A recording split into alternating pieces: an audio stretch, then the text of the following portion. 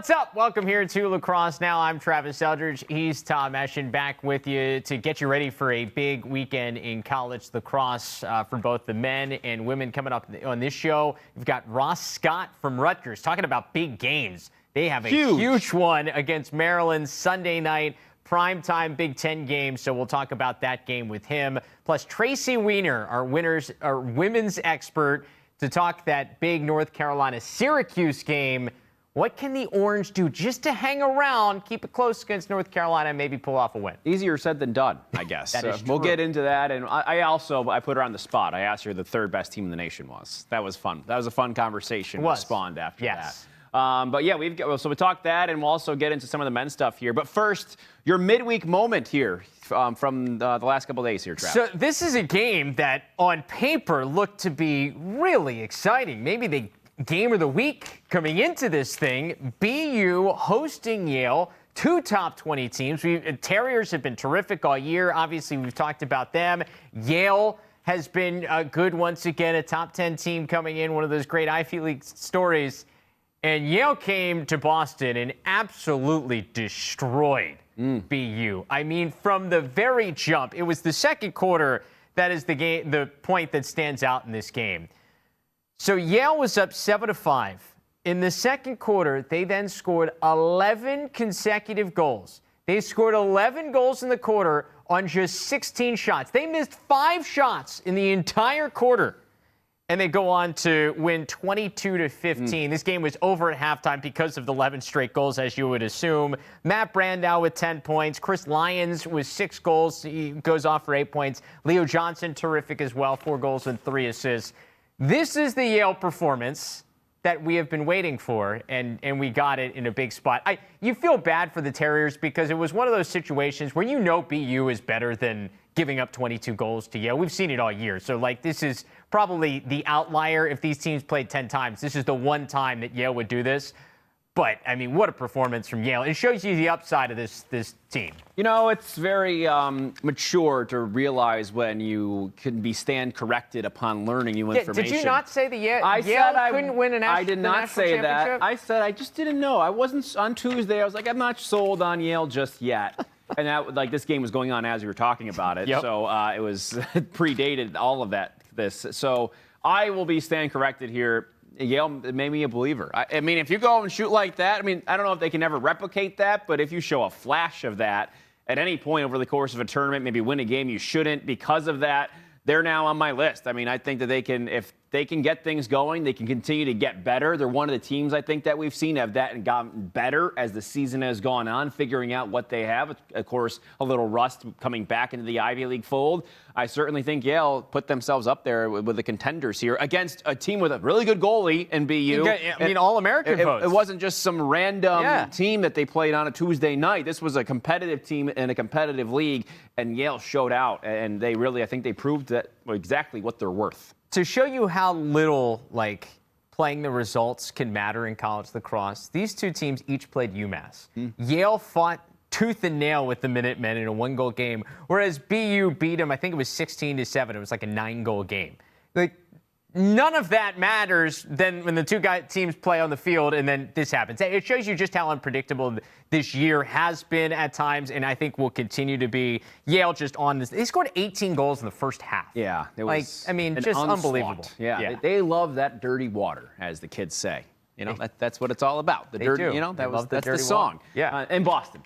Okay, so on the charts. You know what? Let's stay with Yale. Let's stay with the Bulldogs for my midweek moment. For the women, and they go and play an Army team who had won 10 straight games, and I was like, that's an interesting game because Yale has played well this year, and talk about the Ivy League and the women, Princeton, but Princeton's given up a lot of goals. I'm like, well, Yale's got a pretty nice record, and they beat Army, snapping that 10-game winning streak 20-15. So the Yale women put up 20 goals the same day that the men did. So unbelievable. They're now 7-2. Their only losses come to BC and Notre Dame. 5-0 in the Ivy League. It's their best 9-game start to a season at 7-2 since the year 2003. So they go up against a rolling Army team. Michelle Tumalo has done such a great job this year with that program. So, I mean, they were a buzzsaw, but Yale showed a little bit of what they're made of. Their first year, Jenna Collignon 5 goals and an assist. So she had that in that game. She had 2 goals and a draw control in her first 4 games.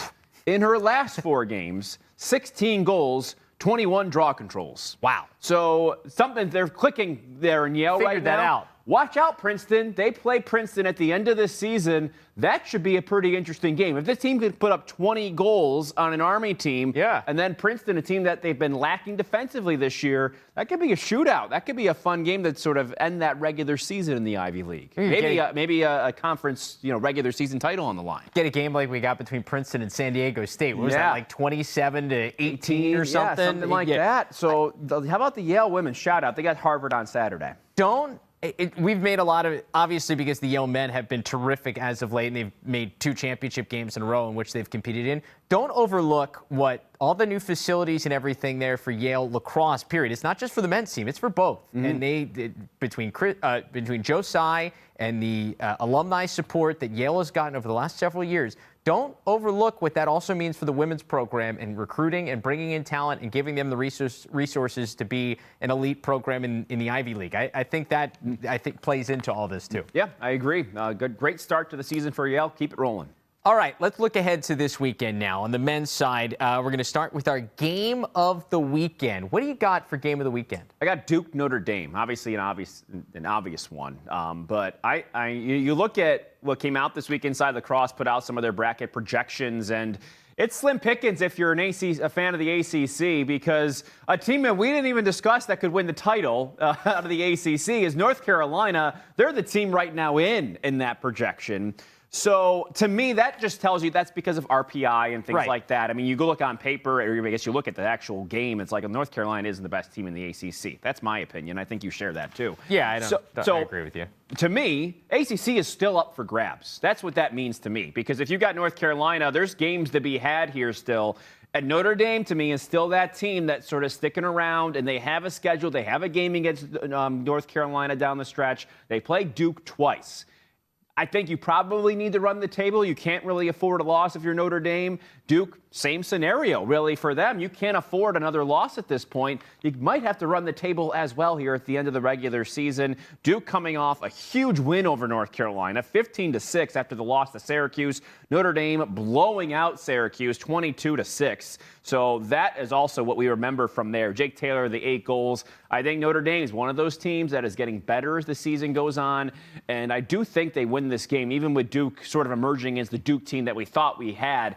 Notre Dame, I think, can run with them a little bit more and can play defensively, maybe match up a lot better than some of these other teams with all those different options that we know Duke has. Brennan O'Neill, as we talked about on Tuesday, also emerging here and making a big difference down the stretch. So, yes, Duke might be figuring things out on offense, but Notre Dame, they've played well in defense all year long. And if they can win, I think for them, around 50%, you don't have to win 50% of the faceoffs if you're Notre Dame. I think if you get close to that, you got a good chance at winning. Well, remember, you mentioned running the table and how big these games are against Duke. They've got 5 games left, Notre Dame does. Currently, they're under 500. You got to be 500 or better just to make the tournament. It doesn't matter what you've done in those games you've won. You have to be 500 or better in order to be eligible to make it. Well, 2 of the last 5 here, if you're under 500 now, there's 3 and 4 coming in. 2 of the last 5 are against Duke.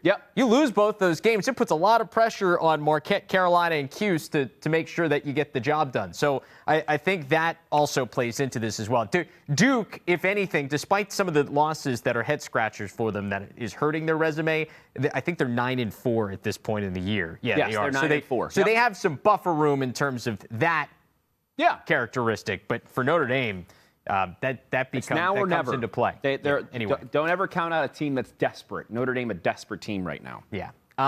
Speaking of 2 teams I don't think are desperate because the SoCon is on a roll, but a gigantic game. My game of the weekend, a little maybe more off the radar than you might expect. Richmond and Jacksonville. This is an 11 a.m. start on Saturday. It feels like it should be like a Saturday night game down there in Jacksonville, but it's 11 a.m. start. A win here for the Dolphins puts them in the driver's seat for the #1 seed, which is huge because the SoCon tournament this year is at High Point.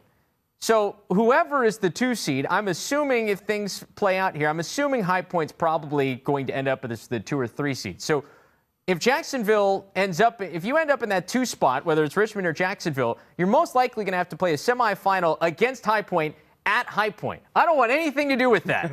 If I'm going to play High Point, I at least want it to be in the championship game in their place. Yeah. So Jacksonville wins this game. They put themselves in the driver's seat, and so that's huge. I look back at the game for Jacksonville, the 1-goal win against High Point that was wild. Had a lightning delay late in the 4th quarter. The game was paused. Ended up holding on for the win. But some things stood out to me. Jeremy Winston and Ethan Lamond were the 2 leaders in scoring for this Jacksonville team. Jeremy Winston, a grad student, a captain leader for this team. Yeah, 5-year player. Yeah, no more than 2 goals in any game this year. He goes off for 4. That's huge. And then Ethan Lamond, his 5th game all year. He's a redshirt freshman. 2nd straight 5-goal game. He had nothing going into the last 2 games. And then against St. John's, he shoots 5 for 5 and scores 5 goals, and then shoots 5 of 7 against High Point and scores 5 more goals. So he's, in his last 2 games, he's 10 of 12 shooting-wise with 10 goals. We've talked about some of the other pieces offensively for Jacksonville. Some of these other guys stepping up against the likes of Richmond and High Point, I think, are really important for them down the stretch because by this point, everybody knows the knowns, and especially when you get in conference play, you guys are playing every year, sometimes multiple times a season. Some of those other guys standing tall and coming up in big spots, I think, is huge. For Richmond, it's their attack unit that's the key. We saw it against Virginia. Ryan Dunn, Ryan Lanchbury, Dalton Young combined for 11 goals. Jacksonville's got to shut them down. Yeah, and Richmond coming off the win over Virginia, I think that they have to shoot like they did against Virginia to win this game, and I think that the opposite has to happen on the other side because Virginia didn't shoot that well against Richmond to begin with. So, like you said, some of those guys on Jacksonville who were hot, they stay hot. Jacksonville's got a chance. Well, and I talked to Ryan Lanchbury about this in that Virginia win. If you missed the interview with Ryan Lanchbury, you can listen to it from Tuesday's show here on Lacrosse Now. But we talked about that 7-goal run against Virginia between the 2nd and 3rd quarters. And some of it was winning faceoffs, though it was a kind of split. Actually, Virginia ended up having the edge of the faceoff act for the entire game. But a lot of it was defensive stops, some caused turnovers, and then the offense taking advantage. It was all phases coming together that got them that win. Big game from Zach Vieg, their goalie, 16 saves in that win over Virginia. With what Jacksonville offensively has showcased this year, you get the feeling that both goalies in this game probably going to have big games for whoever's going to win. Yeah, I agree. That is going to be a fun game. All right, looking forward to it. What game is under the radar that's on your radar? So, I mean, normally, like game of the Big East, not that under the radar, but just kind of because of the landscape of what we've seen this year, Denver and Villanova just doesn't feel like it's there. Obviously, Georgetown goes to Denver last week, takes care of business, so it puts the Hoyas in the driver's seat here in the conference. But Villanova, we were talking about them earlier this week, it's kind of just quietly put themselves in the mix. Yeah. They've had some solid results at different points. They've showcased the ability to score a lot at different points this year. Play with anybody. They've played with everybody, win or loss. And I'll be honest, like, you lose everything that they did in the transfer portal to Maryland. Like, it's easy to then overlook the team that they still have, but they still have a lot of talent on this roster. Matt Campbell has been the guy for Villanova. If you haven't seen this dude shoot, like, watch this game. 3.22 goals per game, 14th in the country. He's got a hat trick, Matt Campbell does, in 7 of his last 8 games, including the 7 goals he scored against Delaware. So he's, at times, can be a streaky shooter, but the streak has been long. It's been continuing. He's red hot. And not only is he just a shooter, but he's got the ability to dish. He's got at least 1 assist in every game this season, so he's got 12 of them there. So the question in this game is, who's the second best team in the Big East? Right. Yeah. Because because Georgetown, we get the feeling, is number 1. For Denver, the thing against Georgetown that was a little head scratching is Jack Hanna was held scoreless, and he only had 5 shots. Like, if he is one of your guys, I feel like against a team like Villanova, you're going to win this game. He needs more than 5 shots. Jack Thompson, despite giving up the 17 goals, actually still made 17 saves and goals. Yeah, I mean, it was a dominant game from Georgetown, too. Yeah, they had possession. They were, sometimes that does lend itself to a high save number too. You're right. You're right. He had to make the stops. He's still at 50%, but he gave up 7 goals to Dylan Watson. You got to make the stops. So, I mean, that Georgetown team is really, really good. Yeah. So I think this is a better barometer for where Denver is. Are they a top 20 team, which at this point Villanova is right now. Denver's not. Or are they a team that's outside this conversation that's going to have to go on a kind of miraculous run in the Big East tournament? Yeah. And, look, this very well could be a preview of the Big East semis. Yeah, I think so, too. Have a strong 2 and 3 seed game, and the winner gets to go play Georgetown most likely. Right. Though, the Big East can get weird at the end of the year. You never know. You never know what can happen there. But, I like this game. Yeah, I'll go in the NEC for my under-the-radar game. I'm going Bryant, St. Joe's, both unbeaten in conference play, and 2 top 20 defenses going at it. So this will be a NEC slugfest, if you will. Don't forget, and speaking about conference tournaments being strange, don't forget the last year, 2021, St. Joe's goes in at the top seed, end up losing to Bryant, the 3 seed, 16-10. Bryant ends up getting that bid. So they have some of those memories there, which means this regular season game kind of don't really know what to think about it in terms of what it means moving forward, other than just one team staying unbeaten in conference play. Should be a really good game. St. Joe's coming off a 16-12 win over Hobart. They only have 2 one-goal losses this year to Drexel and Delaware, a couple of CAA opponents there. Bryant coming off a win over LIU. They also beat Hobart 14-11. If you're looking at our barometer, 2 pretty evenly matched teams. Marco Rourke, Bennett Abladian, 25 goals apiece for Bryant. So those guys can fill it up. It's just a matter if they're going to have the ball enough. With Zach Cole on the other end for St. Joe's, I think he's still statistically the top face-off man in the country. Jacob Alexander at 51%. Nathan Laliberte, 61% for Bryant. Usually do a pretty good job face-off-wise. Bryant historically as well. So if they can keep it to about maybe 50%, and maybe that's, that's a huge win. That's a big win for them, and I think that they could have the edge in this one. I like the way that they can score a little bit more than St. Joe's. If you're the Hawks and you know what the recent history has been in the NEC about winning the regular season title, do you just lose this game? I think it's we did the math earlier. Was it like the last 12 years the winner of the regular season title hasn't won the conference tournament? It's like just throw this one. It's like it's Masters week. It's like the par 3 tournament. Don't win. No one who's ever won the par 3 has won the Masters. So it's the same kind of concept, but I don't think anyone's trying to lose. I will say, in talking to Taylor Ray when I was getting ready for that Drexel game earlier this year that we did on LSN, I asked him, I was like, look, I mean, what's it like to go into this year knowing that, like, everything you have is at the end of the year? Like, this all builds up to, and this is for everybody, but they had such heartbreak to be the 1 seed. They were unbeaten in conference play, and they lose in the championship game. They've never been to the NCAA tournament. And he admitted, he was up front with us. He was like, look, everything we do this year is going to be great. Winning another regular season title is awesome. But, there is one goal this year, and it's to finish the job at the end of the year. So everything they are doing is to set them up to hopefully be in the same place they were last year and to get over the hump. So I think they're taking all of this in stride. Obviously a huge game, but they know, they need to make sure they are set up for the end of the year, winning 2 games over the course of 3 days and getting that AQ. And that's a difficult task, and I think that really hard. It's hard for coaches to master that. Of course, we've seen Virginia be able to peak at the right time at the end of the year. The last couple times we've had this tournament, Duke's been able to do that. So some of these teams that you see at the end of the year on a yearly basis, it's almost a niche sort of secret holy grail of how to do it right at the right time of the year. And if they can crack the case, then great. Then they're moving on, and they can say themselves they're in the NCAA tournament. But it's probably so hard just to be able to,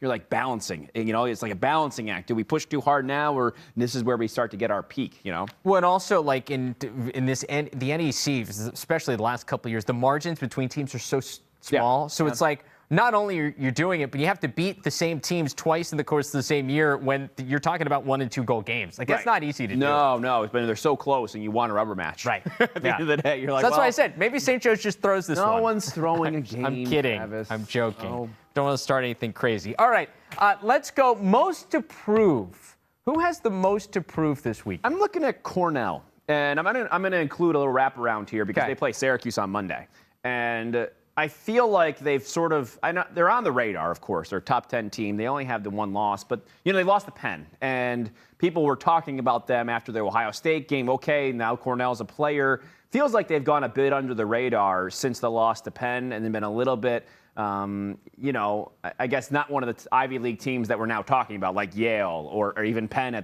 for that matter, or Princeton. And Cornell still has just one loss this year. They have wins over Ohio State. They beat Yale, don't forget, 13-12.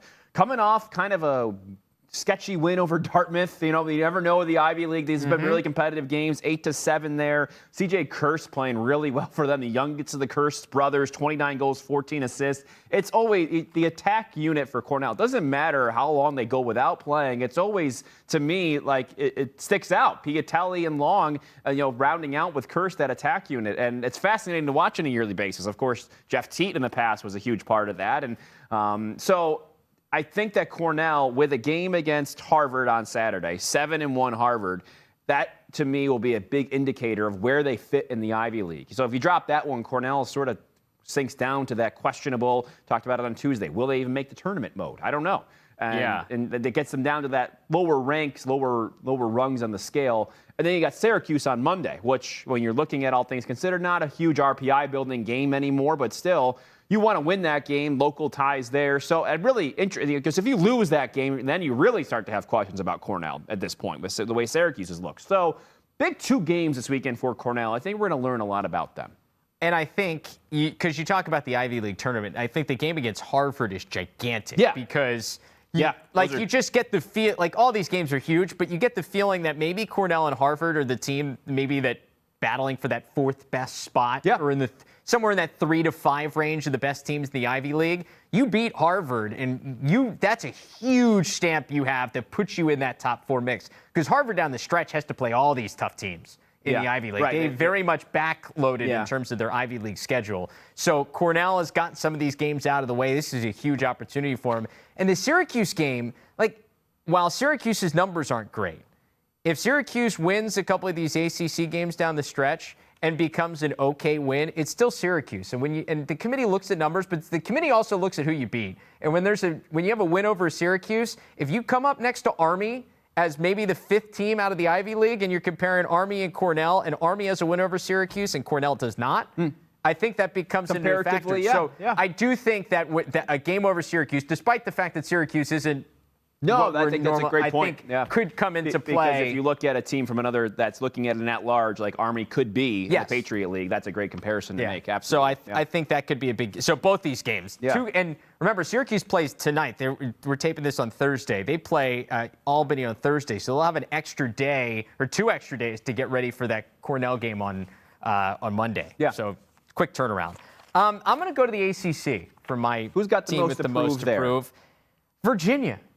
Because 2 out of the last couple of times that we've seen them out here, they have not looked impressive.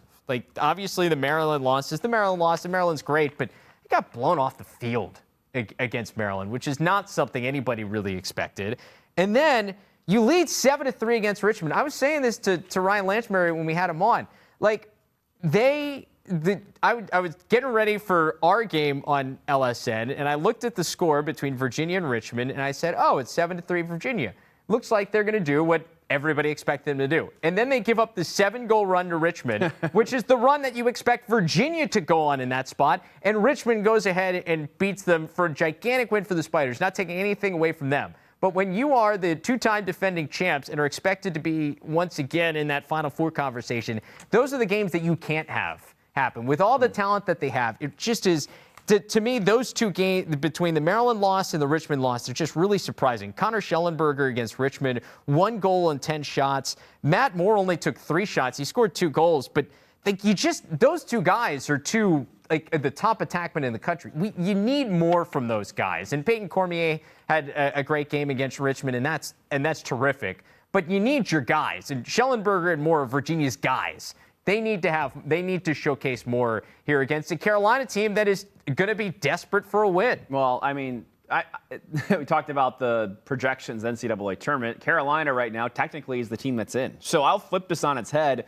Carolina with Virginia. Carolina is the team right now, as they are the top ACC team RPI-wise, top ACC. team that's going to get in, they got to prove it now. They got to prove their worth and show everybody that, yes, we are the team that's going to get in, or maybe one of the two, if that's the deal here. But, yeah, if they're the top team in the ACC you got to win this game. This is part of the deal, because if you start dropping games, then all of a sudden the ACC starts looking around like, who is going to make it? Because if Carolina, who seems to have the best resume on paper, on the field, I would change things. You got to start increasing the resume and how you look on the field to be able to say, okay, yes, we deserve this spot. We deserve this RPI, because say they get in, and they're one of the couple of teams, I'm like, I'm picking them to win the first game at this point. They haven't proven enough to me. They have to prove that to me that they can go out and win a game like this. Well, I remember the first time these two teams played, that was the game where Virginia kind of stamped, it was the stamp of approval. Okay, this is the Virginia team that's good. I mean, this is their best win, their win over North Carolina so far this year. I guess other than maybe Notre Dame, that could be your other best win conversation. Schellenberg had a really big game in that first matchup. I think this kind of game, I think, could set up nicely for Virginia, because it's probably going to be fast-paced. It's going to be moving. These are the type of games they thrive in. Maybe it's like the medicine they need. Also, fun fact about this game, first time all year that North Carolina has left the state. Their only road game so far this year is at High Point, which is also in the state of North Carolina. So, North Carolina on the road, really, for the first time all year. We'll see how they fare. Maybe it's a good thing. Maybe it's not. We'll see. We'll see how it goes. That's unbelievable. To be a Division I lacrosse team in North Carolina and not have to leave the state until good scheduling. April. That's it. Well done. That's pretty solidly done. Yeah. Good work. The other gigantic game we have not talked about yet is, of course, Rutgers and Maryland on Sunday night. I mean, when you look at it, if Maryland is going to lose in the Big Ten, it feels like this is their biggest hurdle, right? Yeah. I would say if you're all things considered in the Big Ten, then yes, Rutgers has been the second best team in the Big Ten this year. I don't know how far that separation is, and we're going to figure that out here soon. He's not a big fan. I think this could be interesting. I'm really intrigued to see Sunday night, 7 p.m. Eastern, Big Ten Network, Maryland and Rutgers. Before that game, we have a chance to catch up with Ross Scott.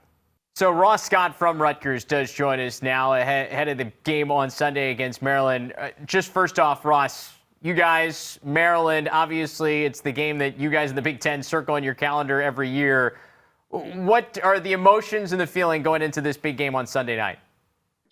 Yeah, I think for us it's mostly just a lot of excitement. I think every year we come into this game with the mindset of these guys are really good and we want to take them down. So I think we're all really excited to be tested by these guys. And I know they're going to get our best and we're going to get their best. So we're going to go out there and we're going to battle. So you go into this season, Ross, and you guys obviously playing so well, and you've had a lot of success so far. What's different about this group, maybe compared to maybe the last couple of years for you guys, that things have clicked, even with transfers coming in and all that going on? Yeah, I think after last year, we lost a few key pieces, obviously, that some people were wondering if we were going to be able to fill it back. And I think with this team, just getting in new guys or guys that hadn't seen the field a lot before was just the key. Was just getting comfortable with each other and getting to know each other, playing a lot with each other, and eventually, the more you put things together, more you play into the system and buy into our team and our culture, the better you're going to be. So I think what you've been seeing is us really just buying into our system and learning how to play together as the season has gone on. I think playing into that, too, is that you guys do make the NCAA tournament last year for the first time in a while for the program. And obviously, you haven't been around there all that long. So for you, it's just like, this is what it is. But what was the feeling around of, it's almost like some of the pressure's off of, that was a box that you could check off. And now, let's keep going and trying to get further and further.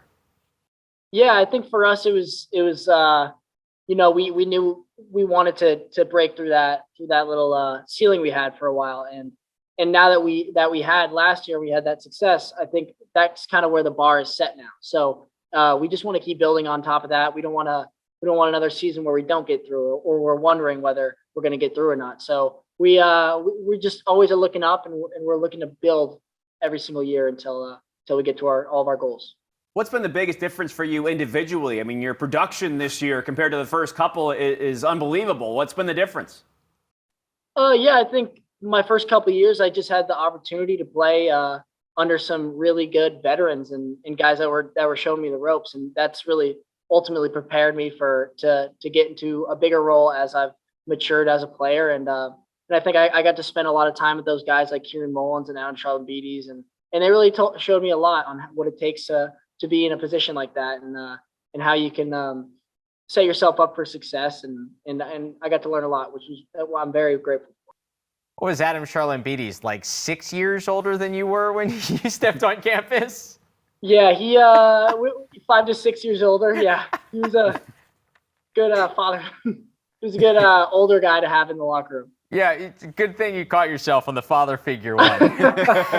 Wait, I do wonder, where'd you learn the move that you put on the Hopkins defender where he tripped over the cage? Where did that one come from? I don't know. I just something I've been doing a lot as a kid, and I figured if you cut back enough times, maybe eventually they'll be able to get tripped up on the goal, or I'll open up another opportunity for someone else. So I just decided to go back and forth, and lucky enough, the goal got in the way. Where does that one rank in assists for you? Because, I mean, in terms of highlights, that's got to be on like the all-time reel. I don't know. Brian made a great catch and finish. I don't know if I should have passed that one. Kind of snuck it in there. So I'm lucky he had nice hands and caught it and finished it for me. Well, for you, big hockey guy, obviously growing up and gotten a lot of national attention with that as well. Was there a decision there, lacrosse, hockey? What went on into that and ended up playing lacrosse? Obviously gone very well for you, but a lot of experience and really good at that growing up too. Yeah, I think I love hockey, and I played a ton growing up. I always play it when I come back, go back home. I play with my dad and all my friends, but I was always more of a grinder. I played it at a pretty high level, but I don't think college hockey was that much of an option. I was more of a dump and chase guy. Get my the guys had a little bit more skill with the puck, and then my job would be to go and hit guys. So. So, I mean, you're an Oregon guy. Like, are you a Kraken fan now? Like, where do your allegiances lie? Yeah, I'd consider myself a Kraken fan. Obviously, we got some building to do, so I'll be loyal. That's always good. Yeah. You come from Oregon. What's it be like from that part of the country? We've talked to other guys, from there in the past too that are playing college lacrosse right now. For you, coming from a place like Oregon and going out to the East Coast, what's the transition been like? Yeah, my first year was it was definitely pretty hard. I had a lot of things to get used to. It was a lot different, but I think Rutgers really set me up, and the team really set me up with a lot of success, and they welcomed me right away, even though I was from Oregon, and even when times were getting hard and I wasn't quite used to things over here, I always had the guys to lean back on, and I could go to the coaches if I ever needed anything. So having a team like this and very welcoming, and they also have a lot of guys. We also have a lot of guys from other places. We have Washington. We had a California guy. We had Atlanta, Georgia, Utah. So a lot of guys that have been in the same position as I have, and they were a lot of help. Yeah. Yeah. I mean, when you first interact with Brian Brecht, your head coach, like, was it just because I don't think there's anybody that sounds more Rutgers in New Jersey than he does? Was it just like, he's the picture of exactly what I think of with Rutgers lacrosse? Yeah. Coach Brecht certainly speaks Rutgers lacrosse. He bleeds scarlet. So also our announcers are great. Those guys they bring a lot of energy to our games, and we love it. I have heard, because one of your assistant coaches there, Pete Dolan, used to work with us, so we got some background info. I heard you're a big coffee guy. Is that true? Huge coffee guy. So what are we talking about? Like, how fancy of a coffee guy are you? Like, are you finding like different places to go? Like, is Starbucks not good enough for you? What are we talking about here? Well, me and my roommate Colin Kirst, our goalie, I'm sure you guys know who he is. We're big coffee guys together. We make sure to get a couple cups every single morning, sit down, relax, talk, and enjoy our morning. So in the fall, we were doing some pretty fancy stuff with pour over machine, and then eventually I accidentally broke the pour over machine, of course. So we've got just a normal coffee machine. But anytime we're out at the grocery store, we try to find a new blend we could get and see how we like it. Do you ground your own beans? Is that a thing? No, we should start doing that. That'd be pretty crazy stuff. But for now, we're just buying them. Sounds like it's an experience. You sit down, you talk, are these like deep conversations about existing in life, when you have that cup in the morning? Is it that kind of stuff? Yeah, I mean, sometimes it gets pretty deep. We sit down, I'd say Monday through Friday, every single morning. We wake up at about 8:30, have our cups of coffee, talk for about an hour. Other guys join in too, and it's a lot of fun. Just sometimes he reads. It's a great time. Does he read to you? No, I'll do my own thing. Maybe we'll find I didn't know what the dynamic was there. You're like, he reads. I know what you're doing. No, I'm doing my own thing. I don't know if I'm into the reading yet. Coffee time with Rutgers Lacrosse. Yeah. I think we have a new show title. Hey, you mentioned being from Oregon, and obviously you've got Oregon guys now that are showing up. Tucker Dordovic, obviously, before him. You had Drew Snyder, Peter Baum. Were there guys from the West Coast that you looked up to growing up when it came to lacrosse? Yeah. So personally, I grew up I went to Westland High School in Oregon, which is pretty close to where a lot of the guys you already know are from. And the guys that I looked up to the most were Colin Squires and Ryan Close, who Colin Squires now plays on the Whip Snakes. He's a good friend of mine. And Ryan Close was a great Lehigh player for a few years there. And those guys just when I was coming in, I was a freshman. They were seniors in high school, and they showed me what it's like to be an elite lacrosse player and all the work it takes. So I owe a lot to them, and they're really good role models looking up to. Yeah, that's really cool. Well, my last one for you, Ross, is you got Maryland this weekend. How do you beat the behemoth? Like, what's the game plan here? You don't have to reveal too much, but what do you got to do well on Sunday to be able to take them down? Yeah, we just gotta go out there. We gotta give them everything we got. We gotta limit our mistakes because they're a great team who can take advantage of those. So I think if we go out there and we go as hard as we can and we try to limit our mistakes and do everything we can, play our systems, we'll be all right. Oh, Ross, enjoy Sunday night because this is what college lacrosse is all about. Big show, the lights are on, showdown Sunday night. All eyes on you guys, so enjoy it, and we can't wait to watch. Good luck. Thank you, guys. Take care. So to get us ready for the weekend in college lacrosse on the women's side, we've got our women's expert, Tracy Wiener, joining us now. Tracy, this is the best time of year. It's April. The weather's turning around. Great time for college lacrosse.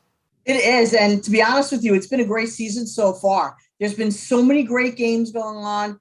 The conferences are all being real competitive with each other. And every weekend when you turn the TV on, you don't know what to watch. The other weekend, I literally had 2 or 3 screens going at the same time. Well, and you mentioned big games, and we have one. One of the bigger games of the year, North Carolina and Syracuse in the Carrier Dome on Saturday afternoon. We saw, obviously, North Carolina has put themselves to the top. My question is, my Orange, like, what can they keep this thing close? Because I feel like if it's close down the stretch, this could be a really fun finish. But I think the question is consistently over the course of 60 minutes, can they keep it close? Well, listen, they're playing at the Dome where Syracuse this year is undefeated. So good for them. Their 2 losses have been on the road, so they are undefeated at home. That being said, they've had these huge wins, and I'm not going to say that they haven't. They've beaten Stanford, Stony Brook, Notre Dame, Duke, Loyola. Huge wins, losses on the road to Florida, Northwestern. Obviously, UNC has 0 losses. So when you look at common opponents, it's an irrelevant conversation, so to speak, because UNC's won them all. And even if, Syracuse has lost 1 or 2. For me, it comes down to this. UNC, and no offense to the defense, I'm going to talk primarily attack this week, this segment, because the defense is a whole separate conversation. UNC, Ortega, 65 points. Wurzburger, 50 points. Groundy, 43 points. Alde, 37 points. Giersbach, 35. Mastriani, 31. That's 6 out of your 7 starters have over 30 points each. No other team in the nation can say that. Do I think Syracuse's attack is formidable?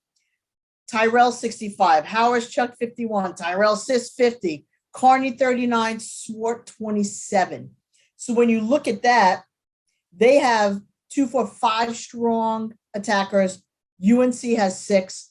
I will say this, for me, it comes down to Taylor Moreno was a human highlight reel last week. That save that she made, I actually showed it to my son.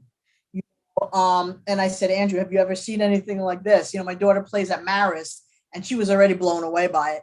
But my son was like, Mom, like, that's unbelievable. And then she cleared it like 40 yards after it. And that Syracuse struggles in that area right now. They're still, trying to find who's going to be their go-to in the cage, where, UNC has that stud.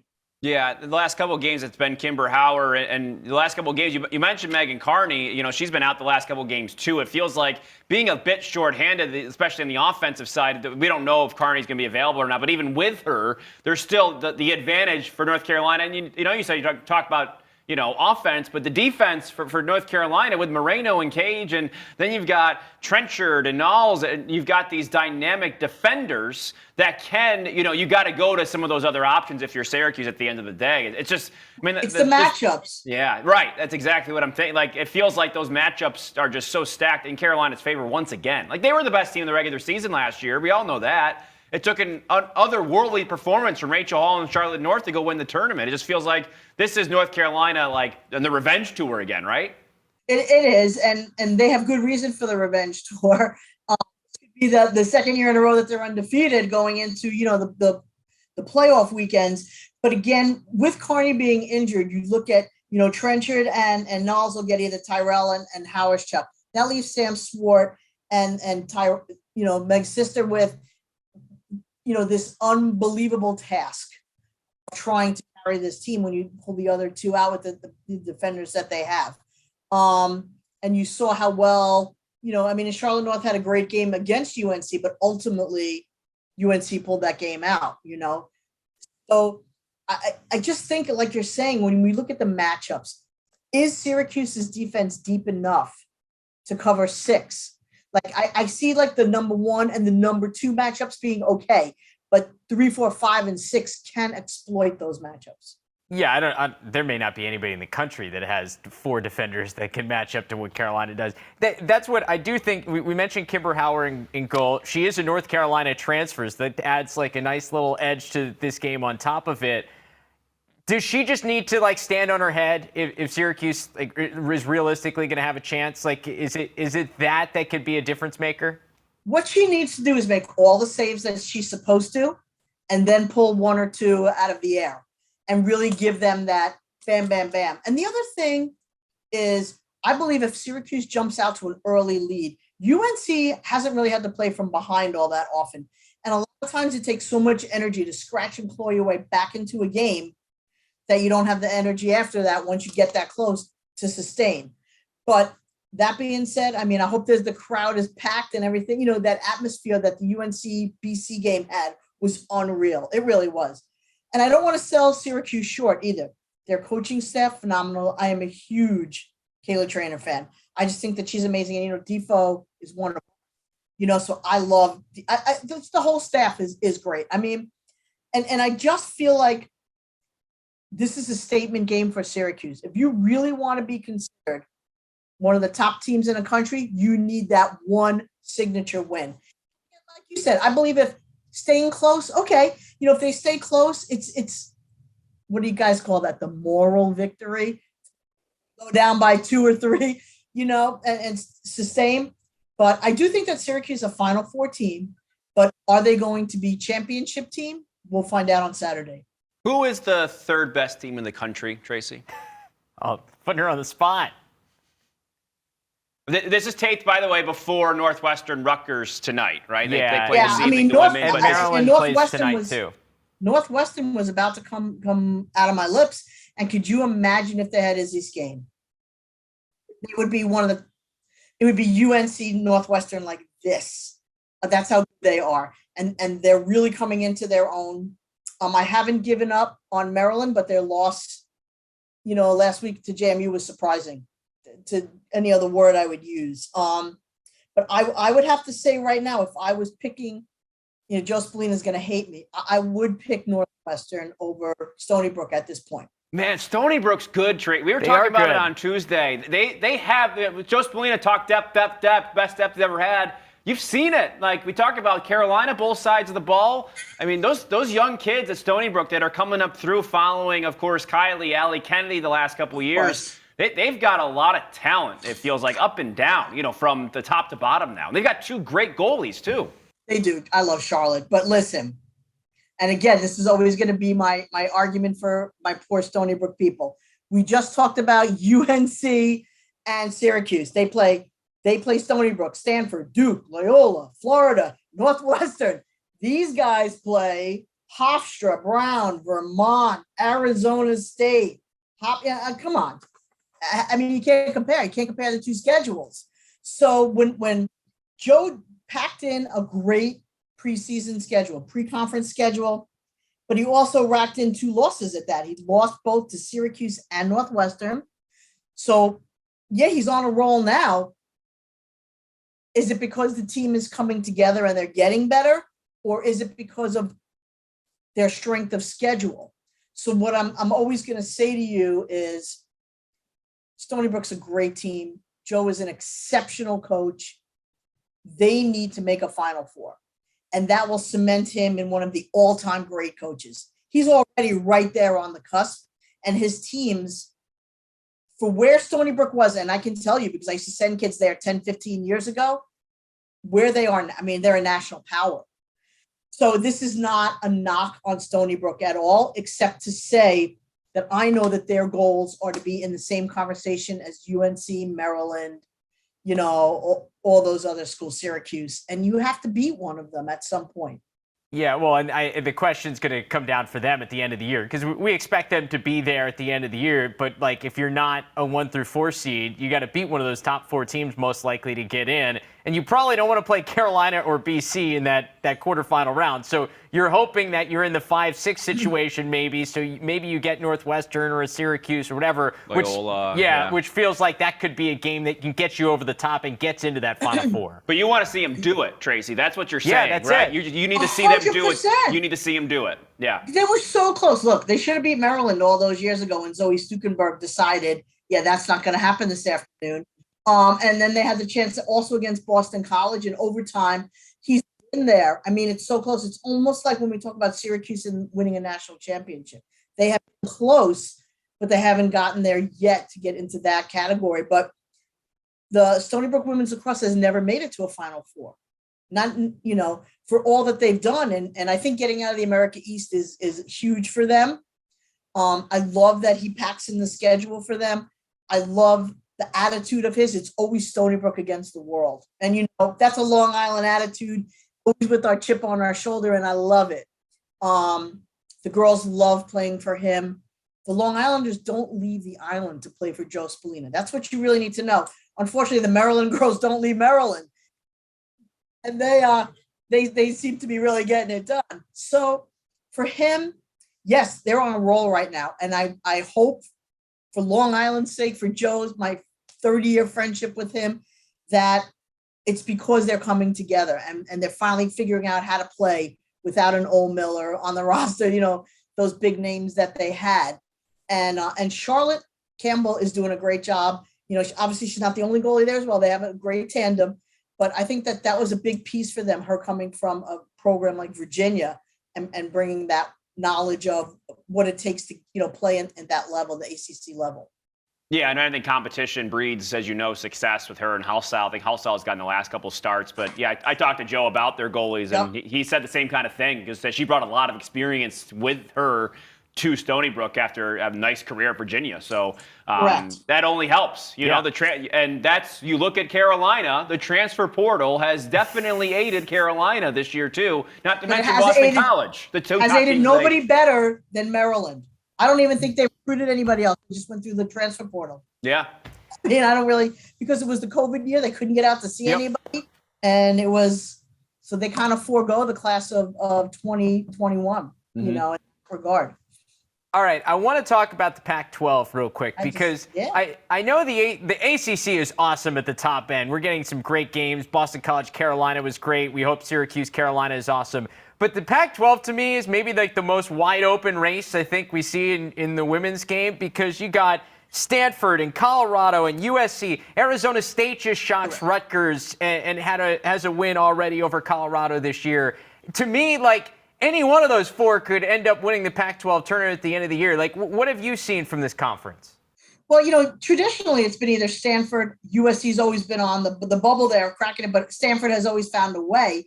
Stanford is still the team to beat. When you have Humphrey and Biacco on your attack, that's really, really hard. I mean, they have 78 and 52 points between the two of them. And that's unbelievable stat. Again, you need to try to shut that down. USC, I'm a huge Kelsey Huff fan, obviously. That goes without saying. And she's just a stud. I mean, that kid just knows how to get it done. But even still, she only has 46 points. So when you look at the firepower that Stanford brings in to USC, and now we throw in Arizona State. And for them, beating a team like Rutgers, the confidence boost that they had, because they had really gotten shellacked by Stony Brook. They had a tough time there. Dorian Van Dyke is the assistant at Arizona, coming home and getting spanked by her old coach, But then they go within the next 48 hours and have a signature win. That was a huge win for them. And sometimes that's all you need. And within your own conference, remember, they have the AQ, and that's all that they really care about. So as long as they can stay in that top four, I guess, that gets invited to the conference playoffs, that's what they're all looking for. And then it's wide open. I really do believe that. It could be, Colorado would have to have a strong playoff to upset one of those three. But I think that Arizona State, USC and Stanford, I give the edge at the moment to Stanford. I do. I just think that they're, again, they have, if you look at their top 6 scores, they have 7 scores that have 20 points or more. Good depth. That's a good statistic to have. they got a good goalie too. Yeah. Raheim. Yes, absolutely. Absolutely. And when the playoffs come, we all know that the defense is what wins those games. And this weekend, we'll get almost a glimpse of what that tournament might look like. With like a semifinal, you got Stanford, Arizona State Friday, Stanford, USC on Sunday. So, like, this is this is like a preview, right? It is. It's a preview of the Pac-12 tournament. It's fun. But it's also going to tell us a lot. Those are games I'm definitely going to watch. I'm obviously a little more intrigued with the USC Stanford game, or if Arizona comes back with a strong game on Friday, then that the Rutgers game was not an anomaly, that it's something that they're building on. And we all know the girls' games, all it is about the confidence. If you get a girls' team on a tear at the right time, it's a wrap for everybody else. Don't ask me why, but it is. But truly what I love to see, guys, is that we're sitting here talking about the Pac-12. Isn't that amazing? I mean, who would have thought of that 10 years ago? Boy, and you know what? I think we've had this influx, and I think at times, like when Kerrigan Miller went out to USC, was the big story, but then it kind of died off because USC was good but never got over the hump. And I feel like this is the next step, not only having teams that are in the conversation, but having a bunch of them that all feel like they're part of the national conversation. Well, and that makes teams better in general. Like you said, competition is something that, you just get out there and you win all the time. And that's what we say about Stony Brook in the America East Conference. It wasn't even a conference for them. It was them and everybody else. And that's how it was for a while out in the Pac-12. And now that's not happening. We're starting to see the parity. And that's what I love. Look, even in the men's game, when you have Denver win a couple of years ago, I mean, we're just starting to see all that parity in lacrosse. And that to me is the most exciting thing. Look, ultimately it comes down to the championship week and we end up talking about the same 4 or 6 teams. But we hope in the next 10 years that'll change as well. Yeah. More people in the party, right? You get more people at the table in the conversation, and that's 100%. How you get breakthroughs. Boston College is that kind of a team, right? Without a doubt. Decade. It took a simple coaching change. For people who don't believe that coaches make a difference, yes, look, what Acacia has done at Boston College is nothing short of amazing in a short period of time. To change over in Michigan, when you just look at what Michelle Tumalo did at Wagner and now what she's doing at Army. And her coaching staff is unbelievable. I had, they played my daughter's team. like 2 weeks ago, I ended up talking to her and Katrina Dowd and Simpkins. That's a rock star coaching staff, so when you see all that happening, it brings more excitement to the game. It really does, because now we get to talk about so many more kids. Right, we're talking about Army women's lacrosse. That's you know what I mean. Like that helps broaden the specter of the whole thing. Yeah, agreed. So much fun, and every weekend has been amazing. And so happy to see fans in the stands. When I saw the crowd at the Boston College UNC game, it kind of made me feel like, all right, we could put COVID behind us. Yeah, and I mean they're boosting up they're trying to push this North Carolina Syracuse game up the Carrier Dome big time. A lot of social media push. Hopefully it's a similar kind of atmosphere, because we get more atmospheres like that. Like that's what college lacrosse is all about. Absolutely, and it should be. Kayla Trainer versus Jenny Levy. I mean, that's a whole side story in itself, right? I love it. I absolutely love it that we're talking about players. I mean, Kay Train was up for the Tewaaraton all those years with Taylor Cummings, and now we get to talk about her maybe bringing a team to a national championship. It's just, it's those feel-good stories for these women who have truly given themselves to the game of lacrosse, and now they just keep giving and giving. And that's really, as a female in the lacrosse world, that's what really means a lot to us as well. And you've always done that too, Tracy. You give yourself some credit. Yes. You've invested your life into this. You're one of those, and you've been doing it for a long time. I have. I had to get a fresh coat of paint, guys, when I knew I was coming on TV. Okay, not that long. You got experience. I'm sorry. Thank you. Tracy, we can't wait for this weekend. Enjoy the games, and we'll talk here soon again. Listen, and I am going to get on your Twitter and support your cause that you're for in the marathon. Good for you, man. That's everything else that we talked about. That's amazing in itself. So. Yeah, Travis running for Teddy's team in the Boston Marathon in less than 2 weeks. So go and check out his stuff and donate to a great cause for Travis. Let's do it. We'll be rooting him on. Go Travis. Thank you, Tracy. Guys, thanks for having me on, as always. Always great to chat with Tracy. Nobody has enthusiasm quite like Tracy Wiener. No, she loves her team. She loves her people, I guess. Tracy's Long Island. Yeah, Long Island and lacrosse people are her people. Yeah, that too. Yeah. North Carolina, Syracuse. I know we didn't say we're going to pick this game. I think we're both picking Carolina. I'm really interested to see how close Syracuse can keep it. Yeah, I mean, in the dome, that helps. I don't know. I think the separation's still there between Carolina, BC, and everybody else. I mean, there might be separation between Carolina and BC from what we saw from 3/4 of that game. Yeah, I think they're very close. Okay. Carolina, BC. I don't know. I asked Tracy, of course, who the third best team in the country. I don't know if Syracuse is in my top 4 right now. I would put Northwestern, Stony Brook ahead of them. So I think that they're still not. If they can go out and have a nice performance here, I might change my mind. I will say that the Syracuse did beat Stony Brook. They did. There's a head-to-head there. Yeah, there's a lot of history and stuff going on. And Stony Brook had a lot of yellow cards in that game early on in the season. I think Stony Brook's gotten better. I think Stony Brook's a better team right now than Syracuse. Okay. From where they've come from the beginning of the year till now. I'm high on Stony Brook. I know you are. I do think there might be some inflation of situations too, like of who they're playing. I think competition, of course, is always different. But I think Stony Brook has played a couple of not as competitive teams here in the last couple of weeks, but they've still played a tough schedule. I don't think. No, they have. Don't get me wrong. They've played really tough teams, and they go to that Northwestern game. I'm not going to say throw it out, but and it's hard to win there. Syracuse didn't do it either. No, Syracuse didn't do that either. So you look at all things considered. I like Stony Brook a little more than Syracuse right now, but Syracuse could prove me wrong this weekend. I worry without Megan Carney how much they can score with Carolina. Yeah. If Megan Carney does not play, that's the big. We don't know, but she hasn't played the last couple games, and I think she makes such a big difference for them. And I think we saw it in the Boston College game between North Carolina and BC. You can't. BC is as talented as anybody in the country offensively, and even they couldn't overcome the deficit that they dug themselves in. You can't get down against this team. Yeah.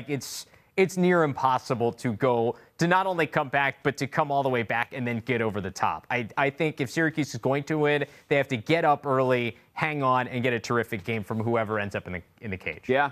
I think you're right. We'll see what happens. All right. Should be fun. That should be a terrific game on Saturday. And then, of course, Maryland Rutgers men on Sunday night. Should be an awesome weekend at college lacrosse. And we've got a good game here in LSN. We do, we got Drexel and Towson women. This should be a good battle. It's a lot of fun.